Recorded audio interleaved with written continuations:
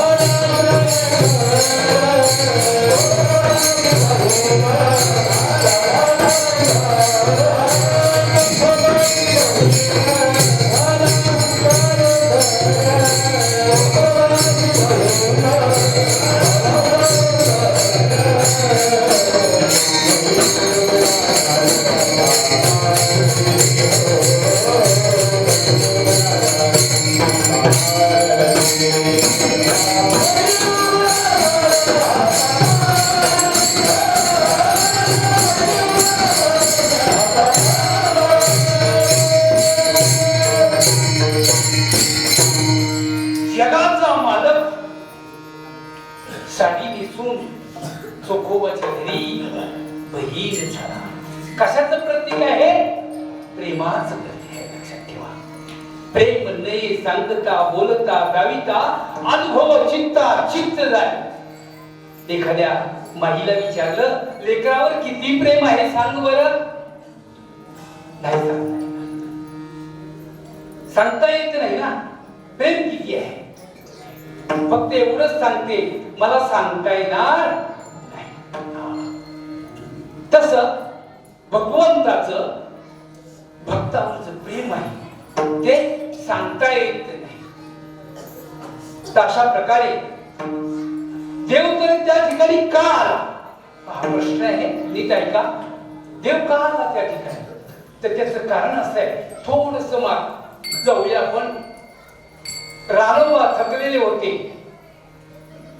आणि उपजे ते नाचे नाचले ते पुनरपी दिसे हे घटिका यंत्र जैसे. असं काही शक्य नाही की लहान मूल म्हातारं होत नाही. अवस्था आहेत ना. आणि आता त्यांची अवस्था कठीण झाली. वेळ होती, हलता येत नव्हतं, खाल्लेलं अन्न नीट पचत नव्हतं.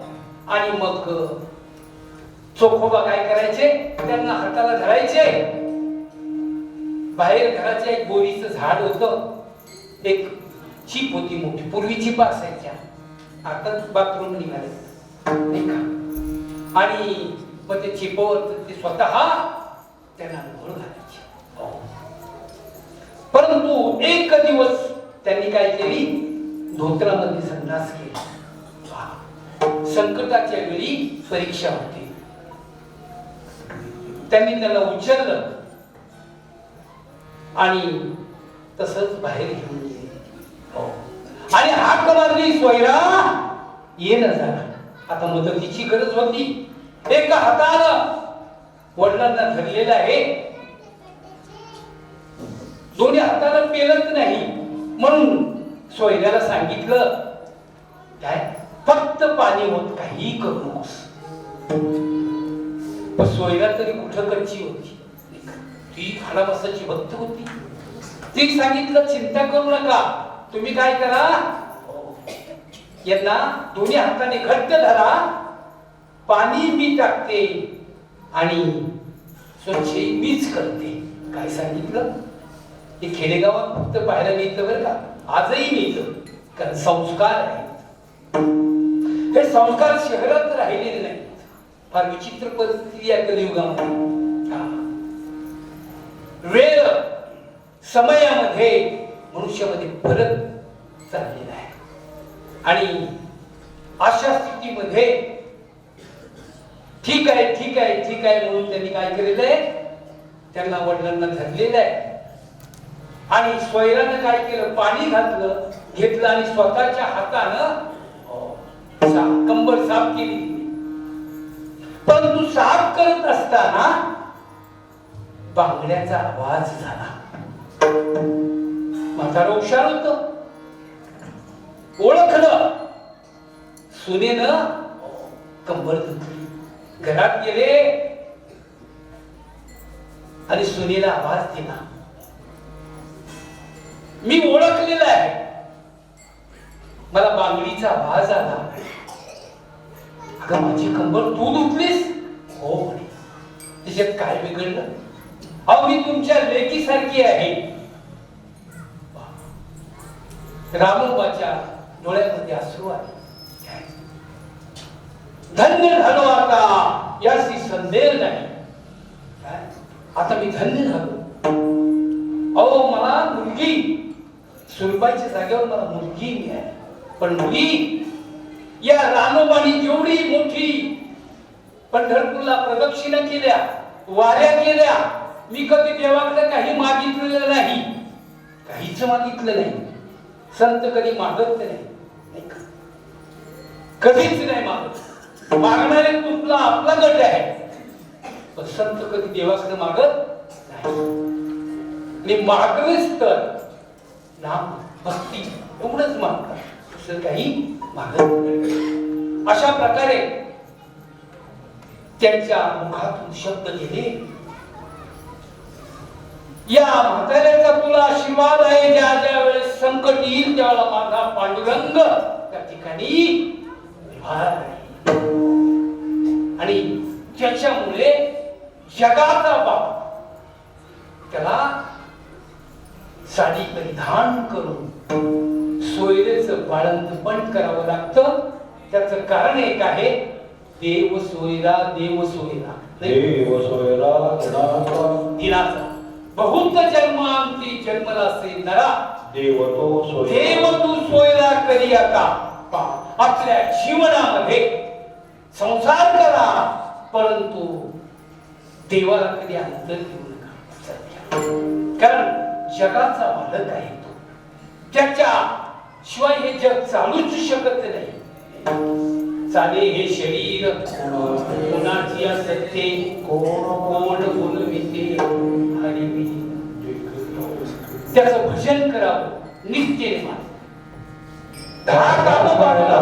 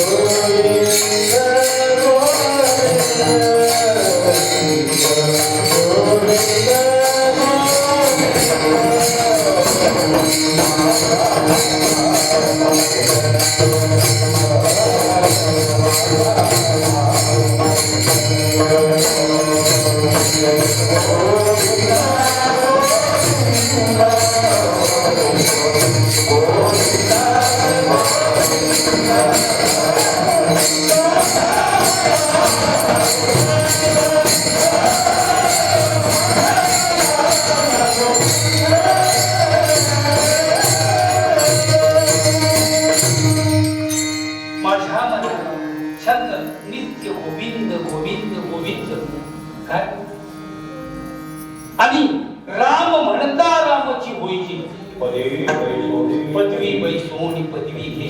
राम राम राम म्हणता नाही का.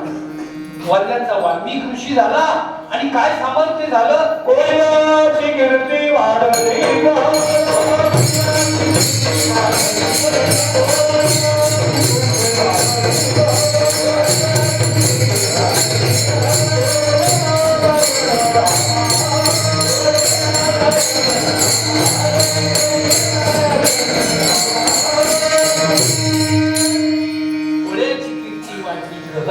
रामायण रामाची काय शक्ती होती त्याची.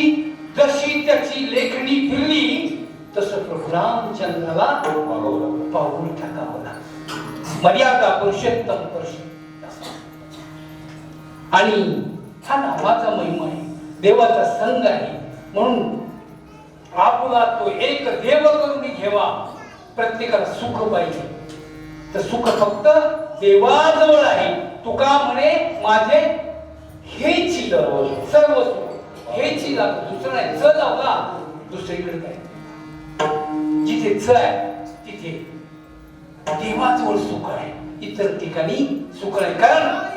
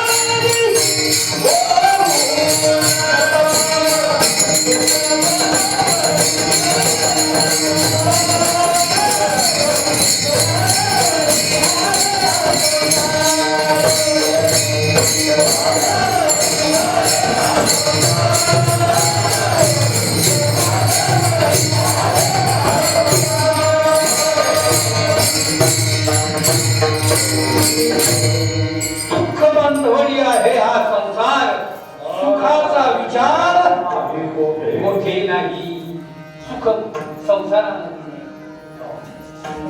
सुख फक्त भगवंताचे.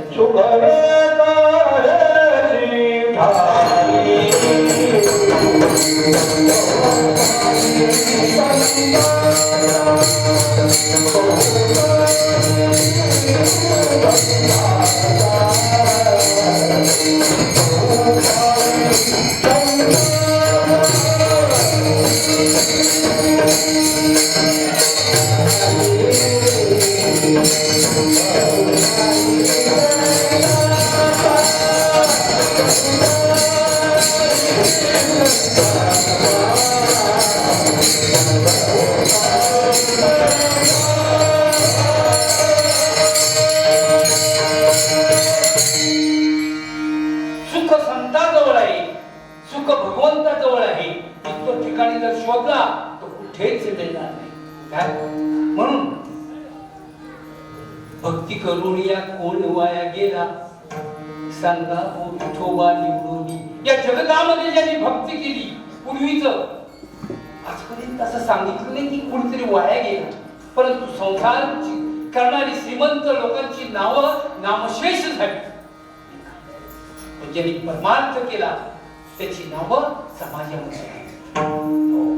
म्हणून समाजामध्ये झिजलं पाहिजे. नाही का? मनुष्याचा जन्म परोपकार करण्यासाठी आहे. परोपकार पुण्याय पापाय परव्यय. उभा जन्म झिजू दे माझा, उभा जन्म झिजू दे माझा चंदना परी.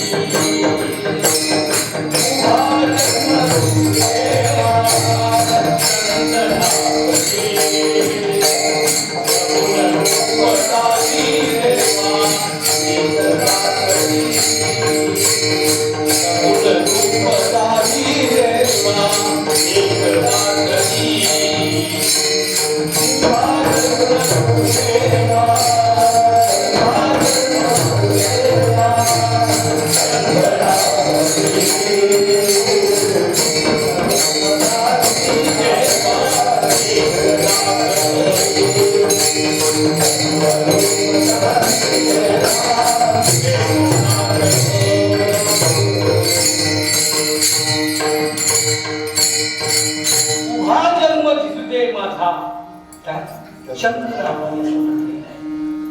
तूच सूर ठावा मजसी, तूच एक तारी. तूच सूर ठावा मजसी, तूच एक तारी. सगुण रूप गावी देवा एकदा करी.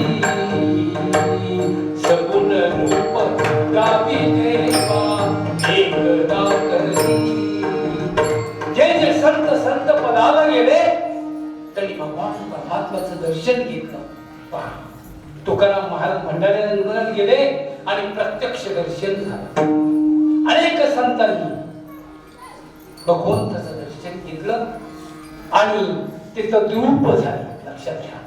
म्हणून आपल्या जीवनामध्ये आपण कुठेतरी नम्र झालं पाहिजे, कुठेतरी वाकलं पाहिजे. महापुढे झाडे जाती तेथे नभारे वाच. आजच्या जगतामध्ये नम्र व्हायला कोण तयार नाही. लहान मुल जरी दिसलं तरी ते अहंकार आहे. नम्र व्हायला कोणी तयार नाही. म्हणून काय करायचं पाहिजे, त्या ठिकाणी लाखा कोलाटी असतो बरं का. लाखा कोलाटी छोटासा दृष्टांत आहे, परंतु सिद्धांत गोड आहे. लाखा कोलाटी परिस्थितीने अत्यंत गरीब होता, परंतु भगवंताचं प्रेम होत. जगन्नाथच्या दारामध्ये खेळ करायचा. बायकोचं नाव तारा होत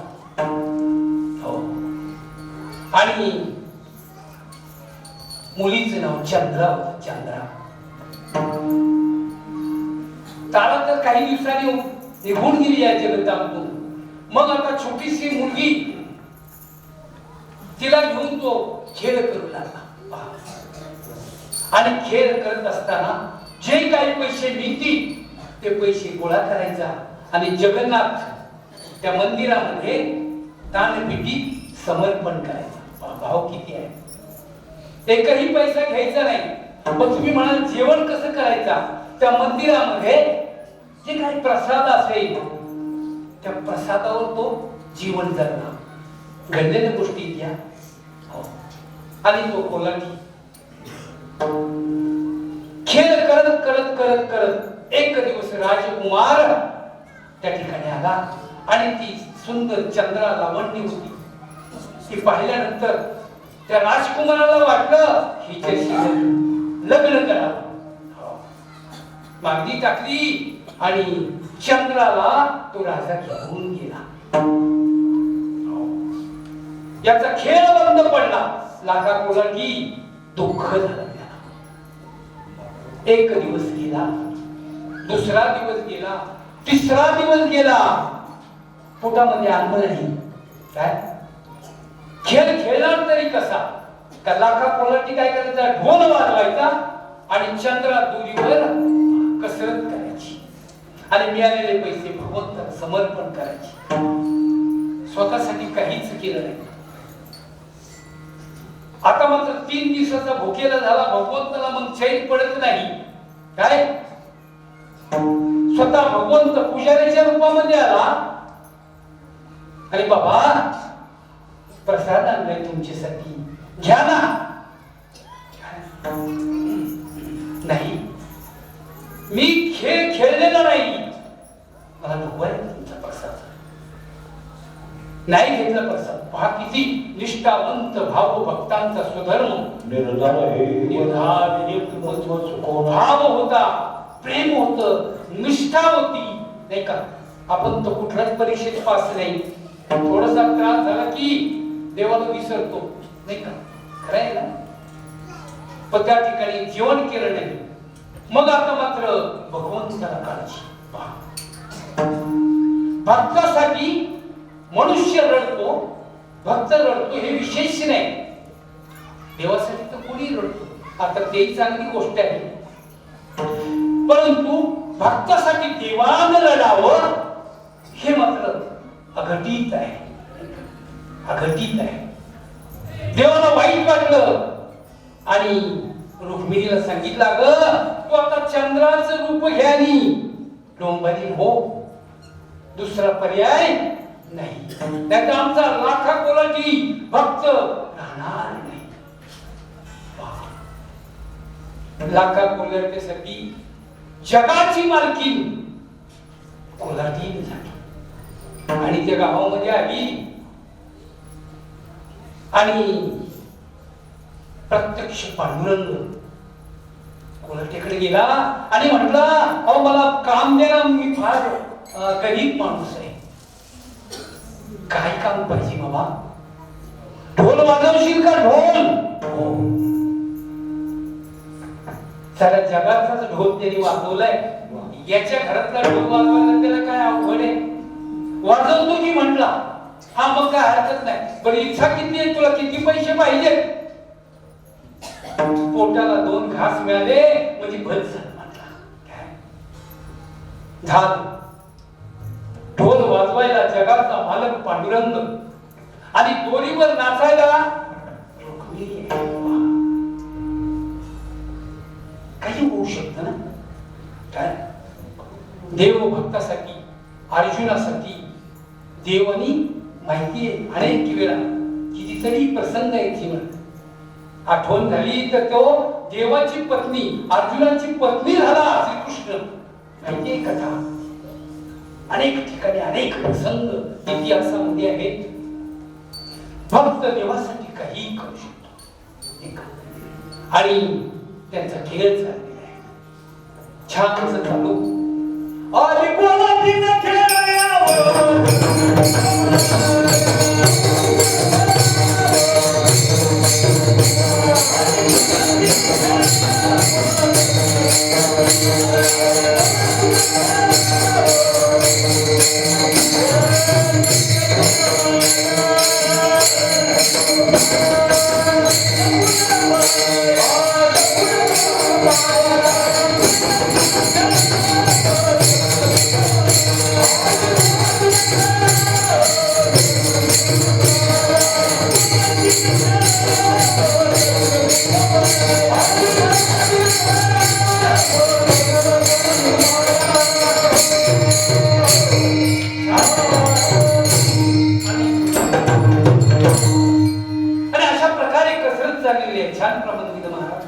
हे जे आहेत हे पोपट महाराज धमाळ आहेत, माझे परममित्र आहेत.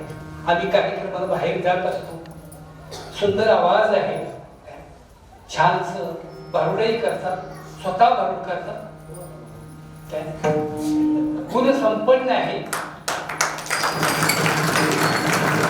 आणि हा जो एक कीर्तनाचा आला ते माझे परम मित्र आमचे दादासाहेब कोल्हे. त्यांच्यामुळे गेल्या वर्षी मला वाटतं माझं झालं, आत्ताही झालं, 2 वर्ष चालू आहे ना सेवा. हो, आपलं हे जे कीर्तन आहे की पाकिटासाठी नाही, प्रेमासाठी आहे. प्रेम भावी पाकिटासाठी कीर्तन करत. आज या ठिकाणी ही जी आहेत महिला की त्यांना आनंद व्हावा आणि आपण कुठेतरी यशाच्या किनाऱ्यावर असावं म्हणून आज खास व्हिडिओ आणला. मला स्वतःला काय हौस नाही व्हिडिओची, पण म्हटलं कीर्तनाच्या निमित्त आज अखंड त्यांचं भजन ही एक प्रेरणा आहे. आणि या प्रेरणेमुळं नायगाव देगाव आता किती सुंदर वाटतं पहा. नुसतं पाहत बसावं. बाग फुलली ना सौंदर्याची, इकडे आणि इकडे दोन्हीकडे आहे. हे भक्तिमंत सौंदर्य आहे. त्यांच्यासाठी एकदा सगळ्यांनी कार्य आणि कसं नियोजन केलं, रात्रंदिवस कष्ट घेतले ते आमचे गोपाळ महाराज त्यांच्यासाठी